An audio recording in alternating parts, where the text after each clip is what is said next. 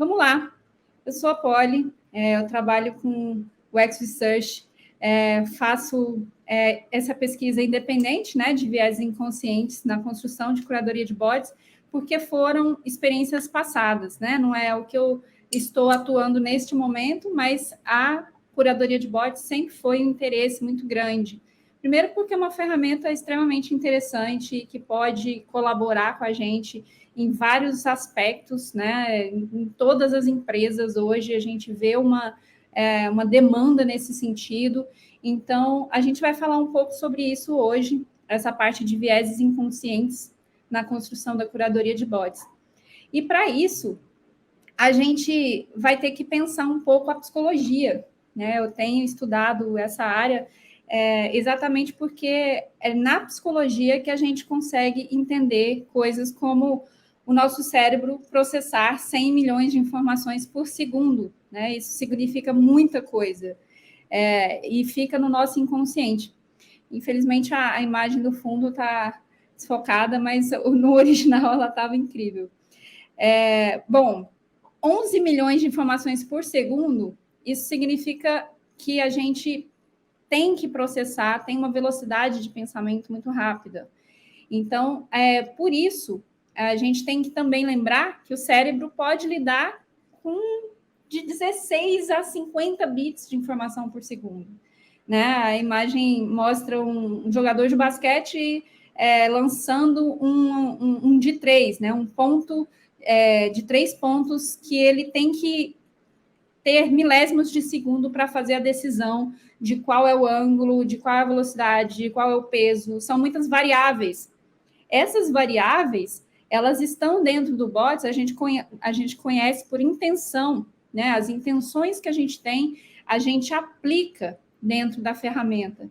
Então, para isso, a gente consegue administrar essa informação de uma forma muito rápida. Ou seja, a nossa máquina, né, o cérebro, o processamento desse hardware é muito grande, a gente não tem a mensuração, porque existem muitas variáveis, né? Depende muito do ser humano, depende muito da formação, depende de como você dorme, de como você se alimenta, de como você se exercita.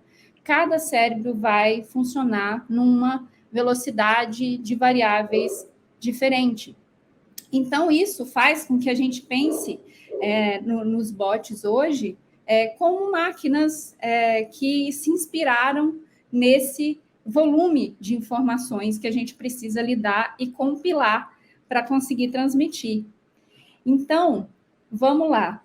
Por exemplo, esse livro do Freud, né, ele fala do inconsciente, que a gente acaba achando que é pouco, a gente brinca muito, né? Quando a gente está conversando, esse viés, né, que a gente traz dentro do pensamento quando a gente quer colocar uma ideia divertida, modificada, né, uns processos que vêm no sonho e a gente transmite através de algum trocadilho, alguma piada, algum gracejo, o Freud chama de xiste, né? Eles requerem uma audiência.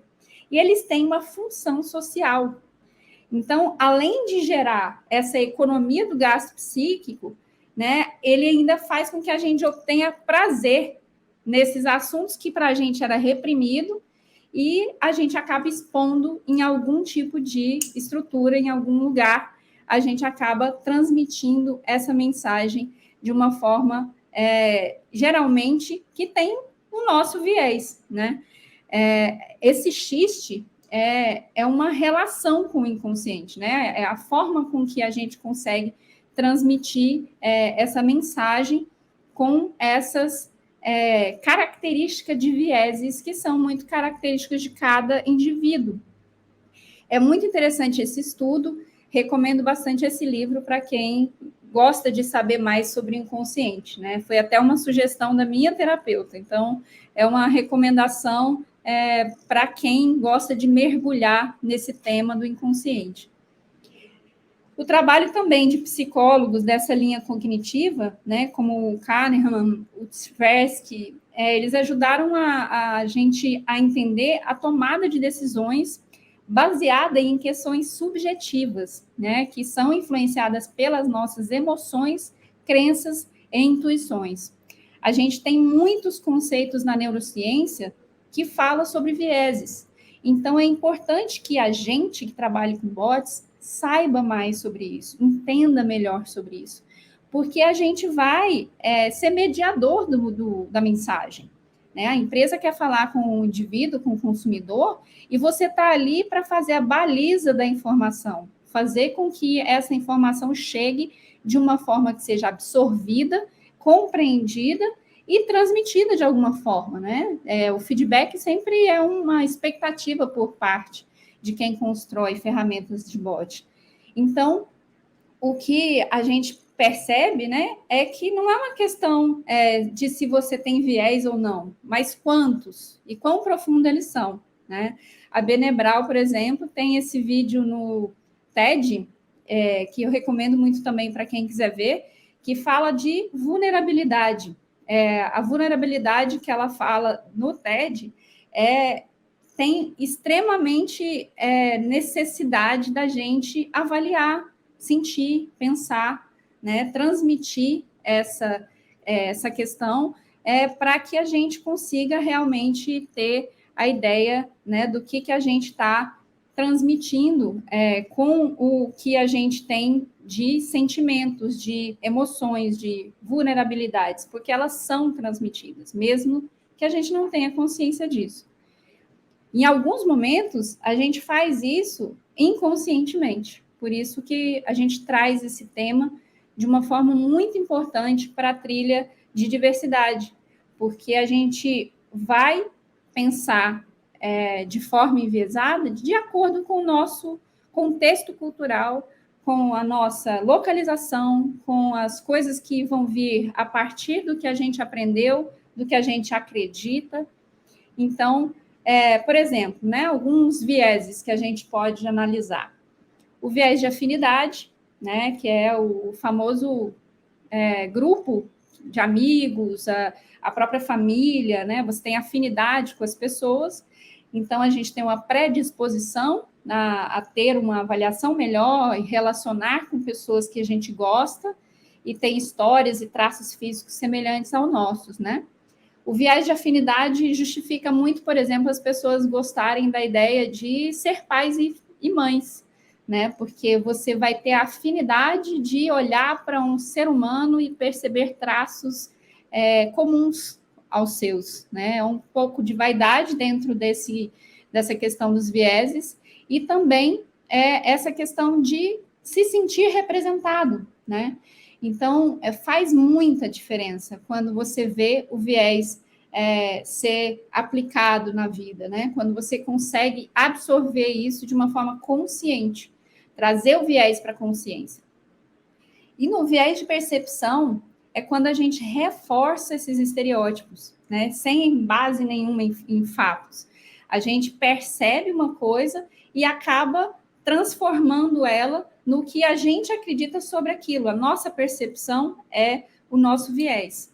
Isso acontece muito quando a gente tem, por exemplo, uma impressão sobre alguém à primeira vista, né? Quando a gente olha para uma pessoa e a gente intui que aquela pessoa tem tal cargo, tal posição, e acaba agindo em função desse viés, a gente acaba fazendo alguma coisa acontecer ali desconectada com aquela situação, né? Teve uma propaganda da Fiat do passado, que eu até coloquei no Twitter para quem quiser ver, que fala assim, o cara recebe, né, uma pessoa,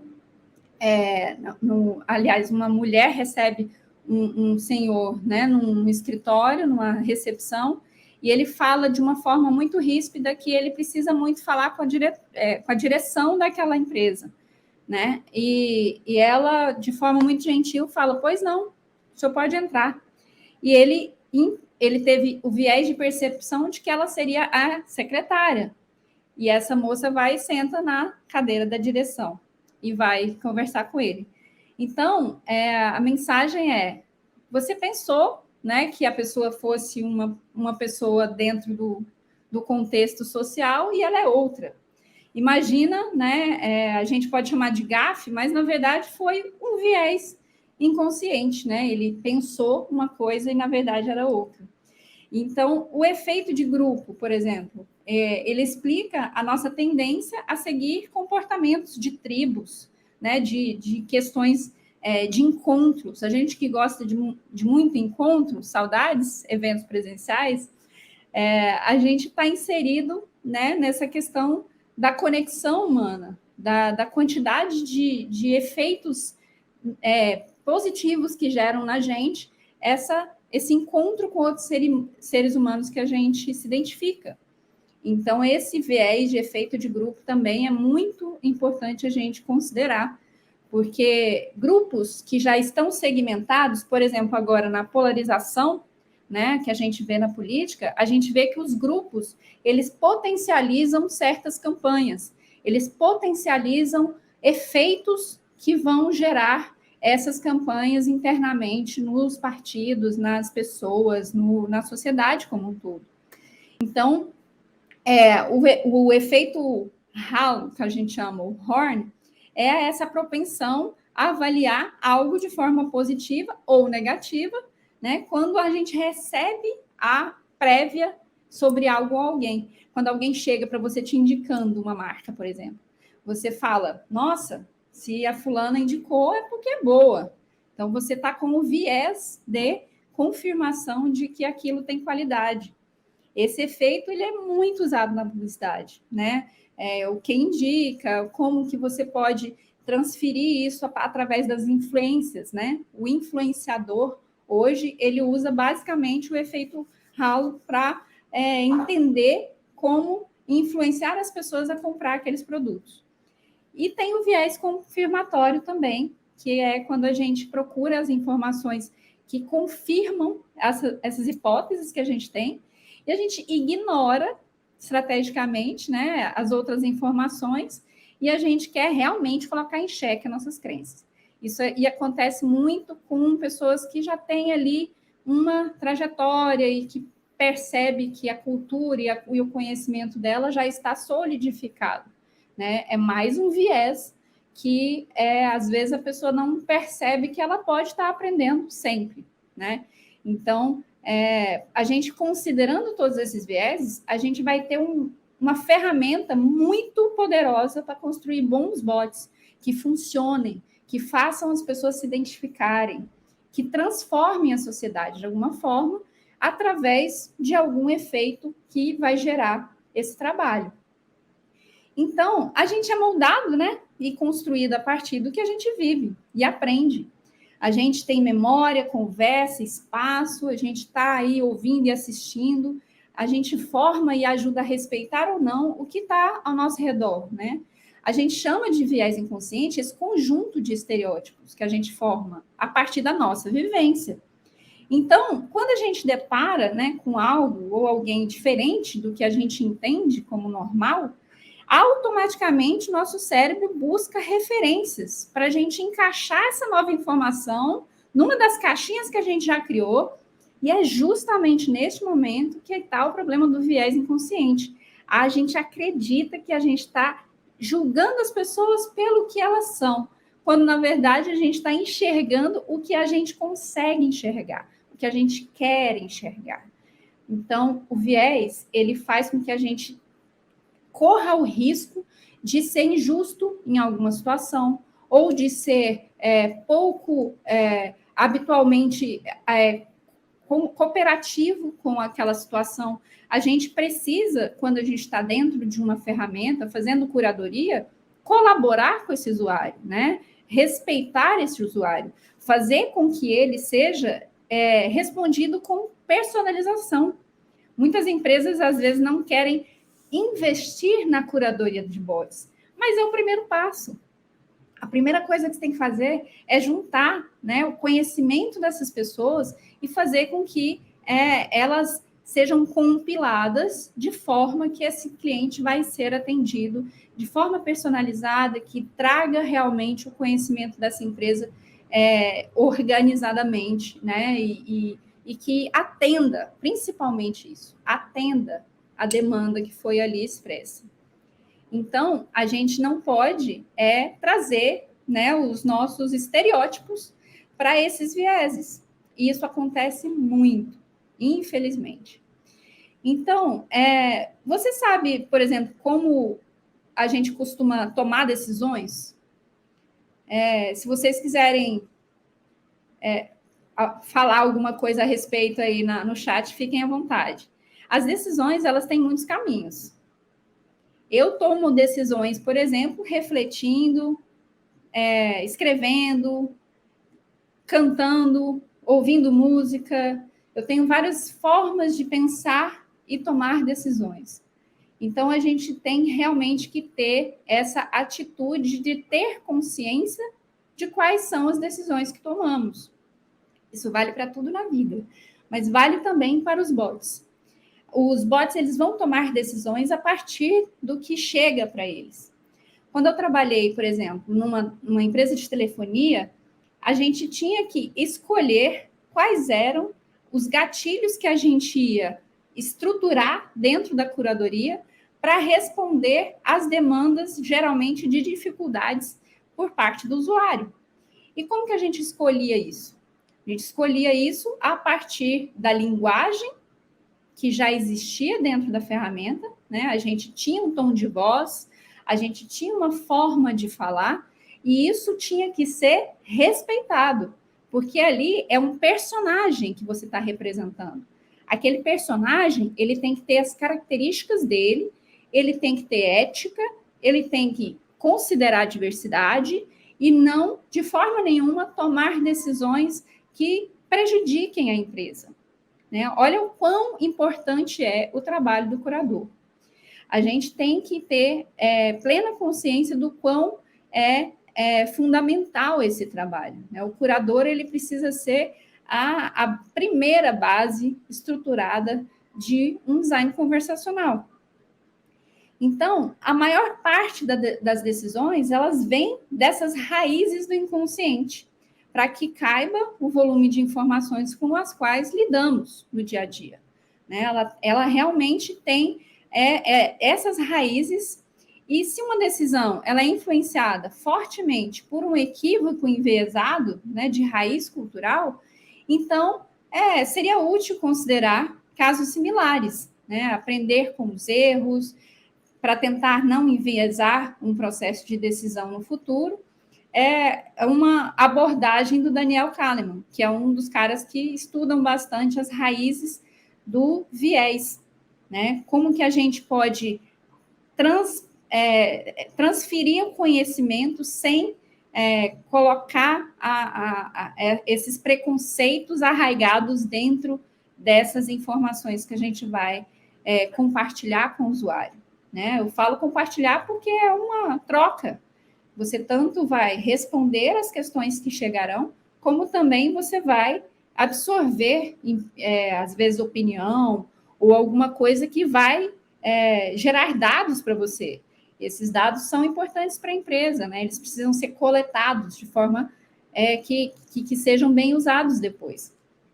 Então, a gente evolui, né, nessa maneira de garantir a sobrevivência. A gente precisa, urgente, nos adaptar, porque a gente está numa sociedade diversa, plural, em sistemas que conversem com todos os seres.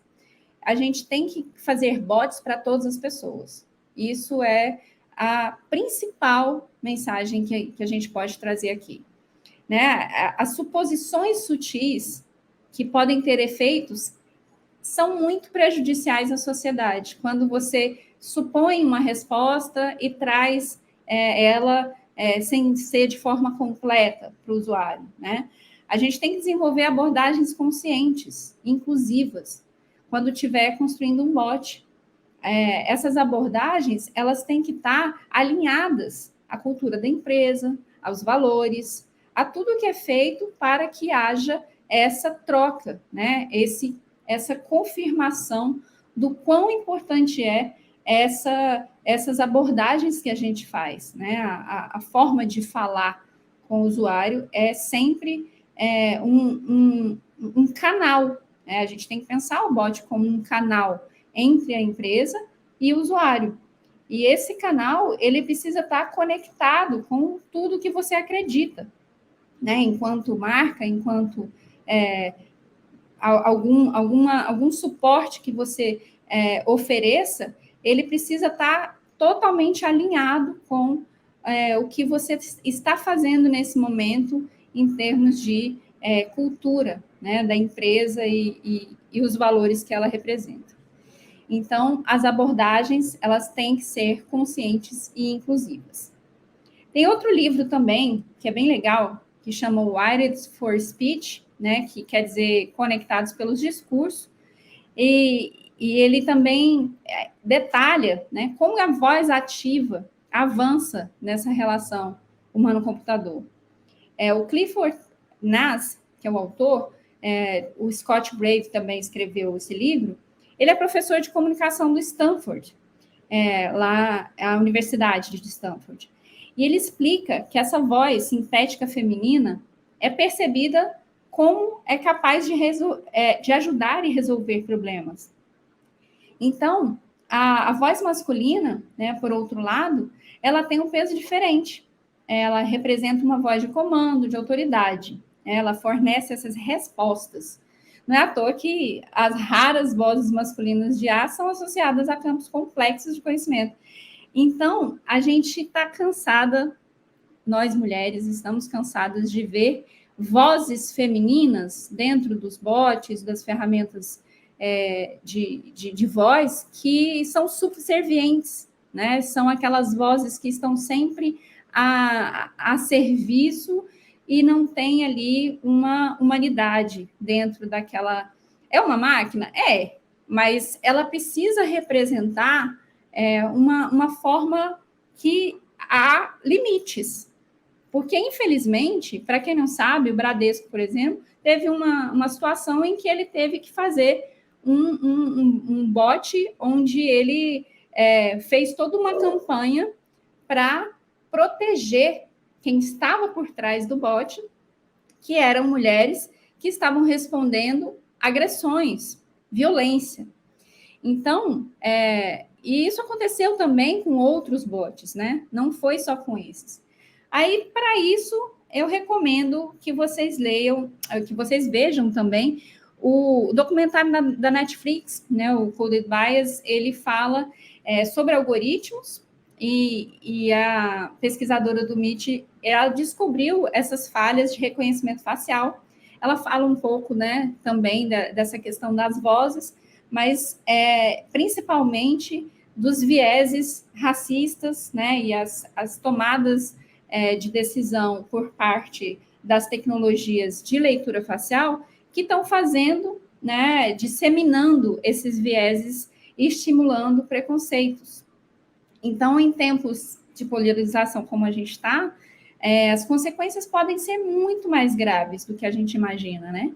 A gente pode ter consequências sociais de dificuldade de acesso para algumas pessoas, por exemplo, né? Acesso a serviços, acesso a produtos, e essas pessoas podem estar marginalizadas por parte dessas ferramentas, né? Quando elas não acessam algum espaço, elas estão sendo bloqueadas. Basicamente porque a maior parte dessas ferramentas de reconhecimento facial, elas foram construídas por pessoas que não são representadas pela maior parte da população, né? Homens brancos héteros em geral. Mas a gente está mudando esse cenário. E eu quero estimular com que as mulheres que estão presentes ouvindo queiram se envolver com esse universo da tecnologia, do desenvolvimento de bots. Conheçam o Watson, que é uma excelente ferramenta da IBM. É uma ferramenta que fez diferença no mercado e traz esses recursos, né, que são complexos, muito difíceis. Eu cheguei a fazer alguns cursos e percebi o quanto a gente precisa de ter mais abertura para que essas pessoas diversas possam ter espaço no mercado de trabalho dessa área de bot.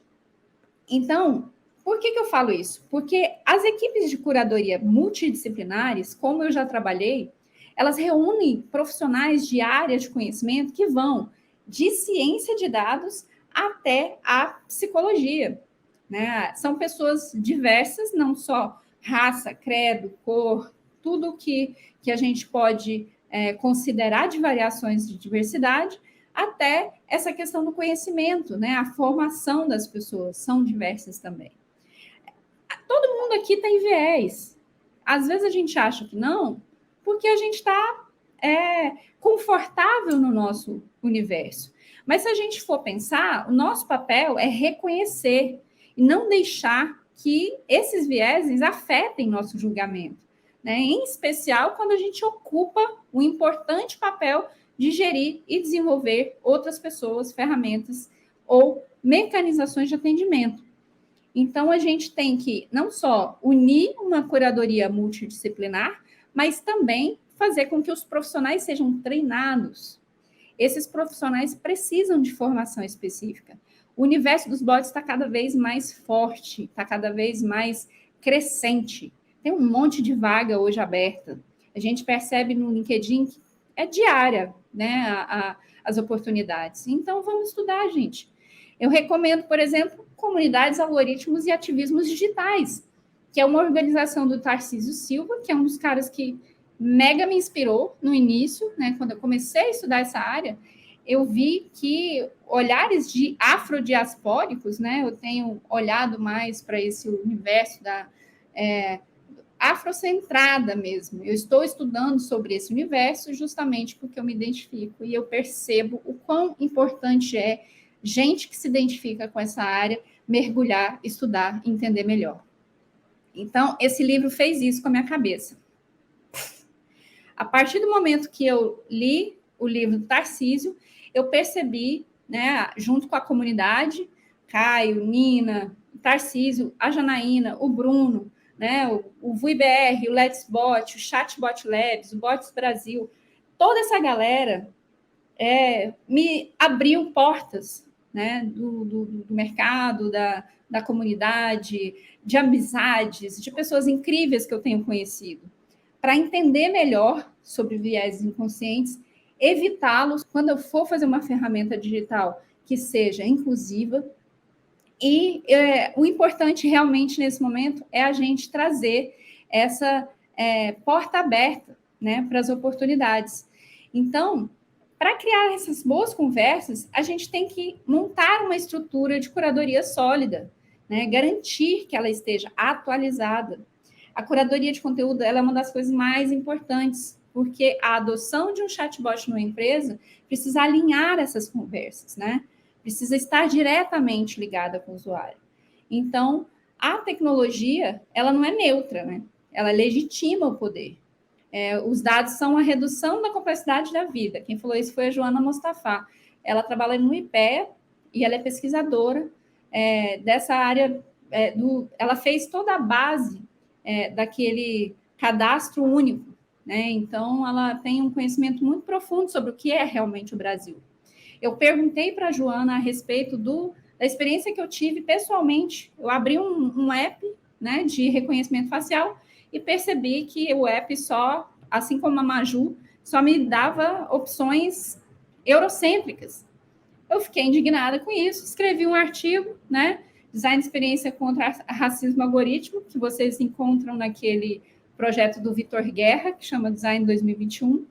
É um artigo que foi um desabafo, e a partir disso eu percebi que eu preciso trabalhar para essa área.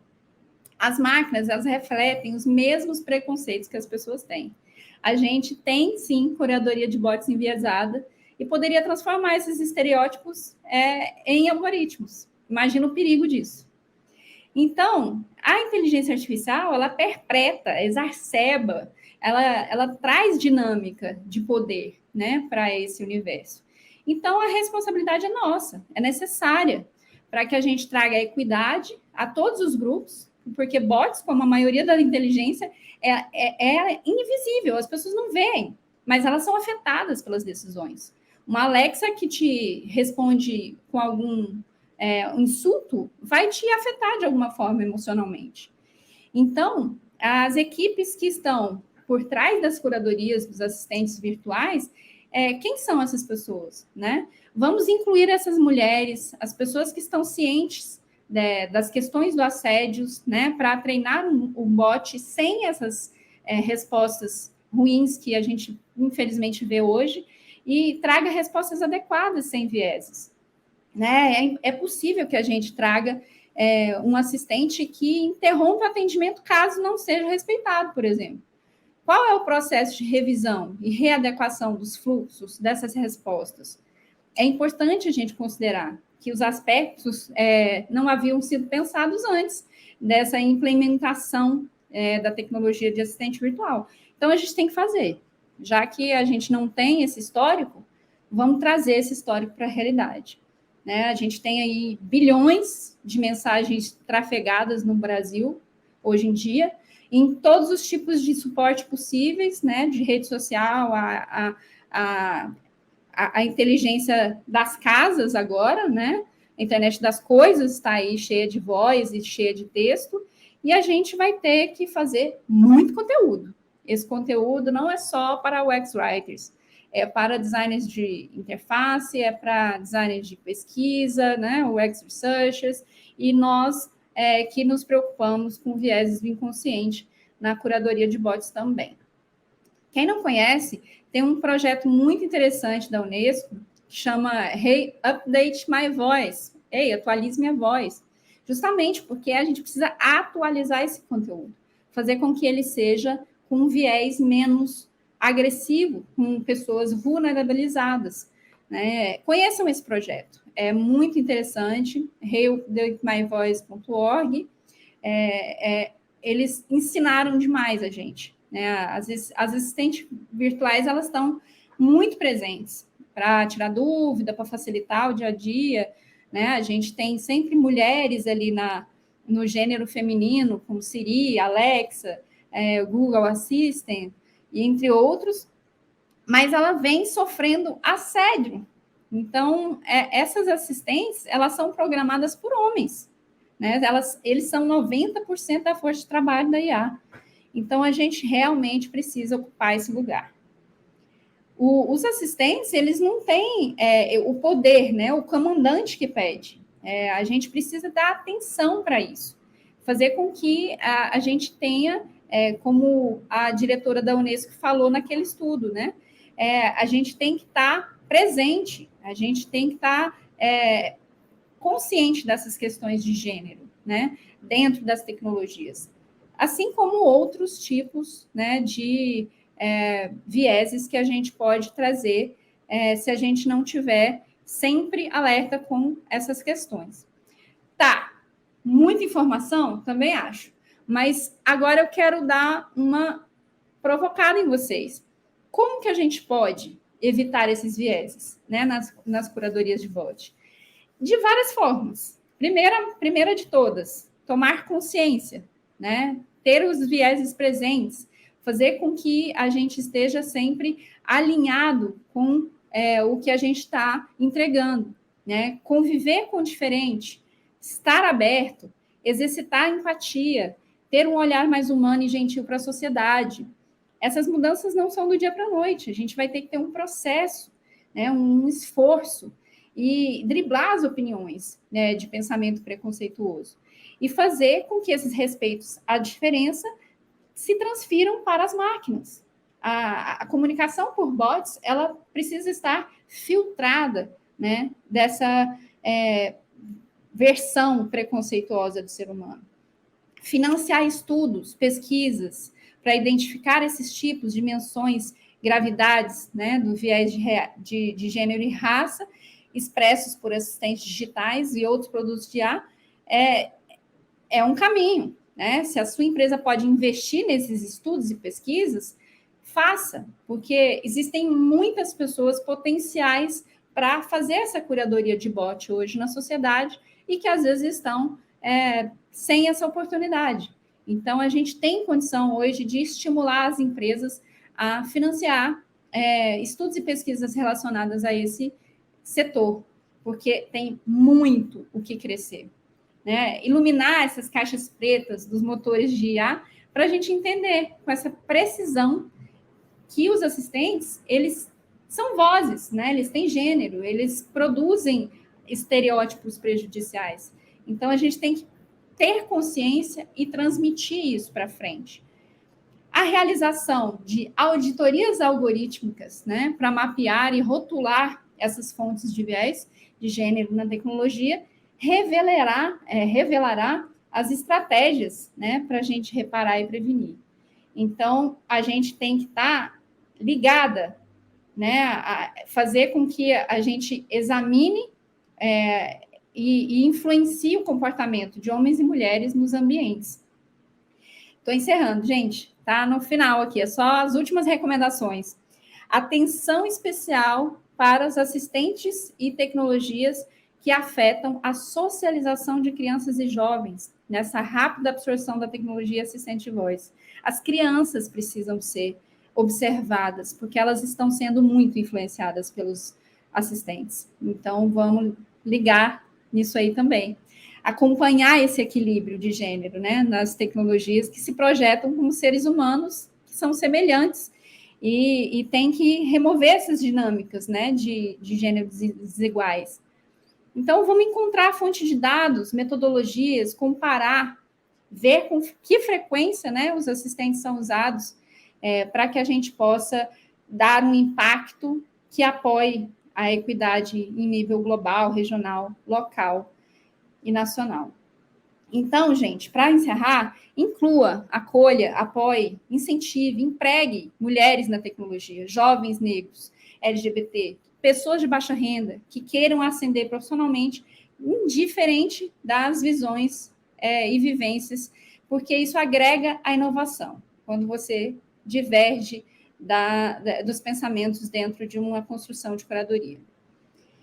O que a gente vê muda o que a gente sabe, né? E o que a gente sabe muda o que a gente vê, né? O Piaget estava certo quando ele pensava assim há muito tempo atrás.